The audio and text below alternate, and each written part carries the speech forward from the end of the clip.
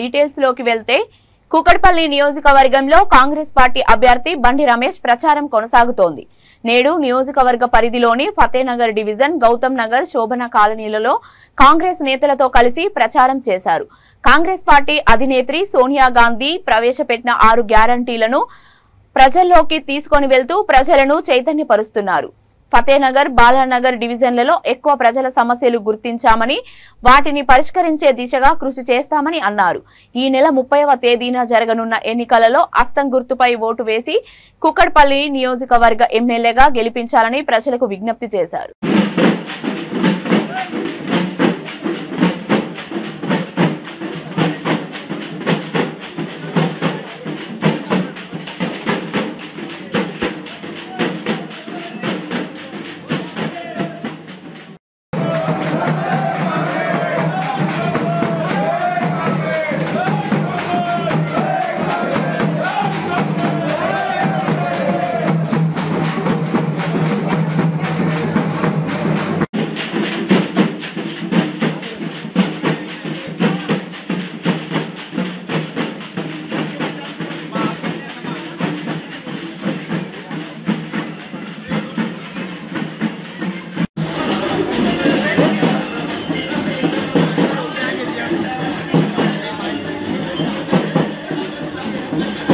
కూకట్పల్లి నియోజకవర్గంలో ఈ general election సంబంధించి కాంగ్రెస్ పార్టీ తరఫున అభ్యర్థిగా ఉన్న నేను ఇవాళ మార్నింగ్ బాలానగర్ డివిజన్లోని ఇందిరానగర్, ఎన్టీఆర్ నగర్ బస్తీల్లో పర్యటించడం జరిగింది.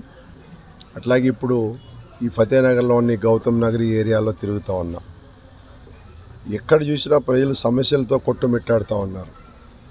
ఇందిరానగర్లో అయితే కనీసం నడవటానికి కూడా రోడ్డు లేని పరిస్థితి ఇవాళ. అక్కడ డ్రైనేజ్ వ్యవస్థ పూర్తిగా అస్తవ్యస్తం అయిపోయింది. చుట్టుపక్కల ల్యాండ్ అంతా కూడా కబ్జా పెట్టేసి వాటికి సిమెంట్ బ్లాక్స్ తోటి కాంపౌండ్ వాల్స్ కట్టేయడం జరిగింది ఇక్కడ ఉన్న లోకల్ నాయకులు.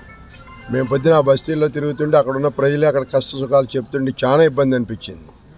కనీసం వాళ్ళకి నీళ్లు రావటం లేదంట. మరి ఆ మిషన్ భగీరథ ద్వారా ఇల్లు నీళ్ళు ఇచ్చామని చెప్తున్న నాయకులు ఒకసారి ఇందిరానగర్ వెళ్ళి ఆ రోడ్డుల్లో తిరిగితే అక్కడ తెలుస్తుంది నీళ్ళు ఎక్కడ వస్తున్నాయి, ఎక్కడ రావట్లేదు 24 గంటలు అనేది. అలాగే ఏదైతే మేము అభివృద్ధి చేసామని చెప్తున్నారో పైనుంచి కింద వరకు కూడా, మరి అభివృద్ధి బస్తీల్లో ఈ గల్లీల్లో తిరుగుతుంటే మీ అందరే సాక్ష్యం దీనికి ఎలా ఉందనేది అర్థమవుతూ ఉంది. కాబట్టి నేను ప్రజలను ఒకటే కోరుతూ ఉన్నాం, ఇవాళ దేశంలో ఉన్న బీజేపీ ప్రభుత్వం కానీ, రాష్ట్రంలో ఉన్న బీఆర్ఎస్ ప్రభుత్వం కానీ వాళ్ళు ఏబీ టీముల కింద పనిచేస్తూ ఇవాళ రాష్ట్ర ప్రజలని దగా చేస్తున్నారు, మోసం చేస్తూ ఉన్నారు. వాళ్ళు ఇవాళ డబుల్ బెడ్రూమ్లు ఇస్తామని చెప్పి మాయ మాటలు చెప్పి ఆడపడుచులందరినీ 10 ఏళ్లుగా ఎదురు చూపులు చూసి వాళ్ళ ఎవరికి చెప్పుకోలేని పరిస్థితిలో ఆడపడుచులు ఇవాళ ఇబ్బంది పడుతూ ఉన్నారు. అలాగే అప్పటి నుంచి ఇప్పటి వరకు ఒక్క రేషన్ కార్డు కూడా ఇచ్చిన దాఖలాలు కనబడతలేదు. మరి ఏదైతే ఆ సంక్షేమ పథకాలు ఇస్తామని చెప్పారో ఈ సంక్షేమ పథకాలన్నీ కూడా రేషన్ కార్డుతో ముడిపడి ఉన్నాయి.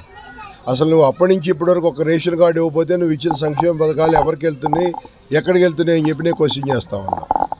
అలాగే ఇవాళ ఇక్కడ ఉన్న లోకల్ నాయకుడు మరి చెరువులు, భూములు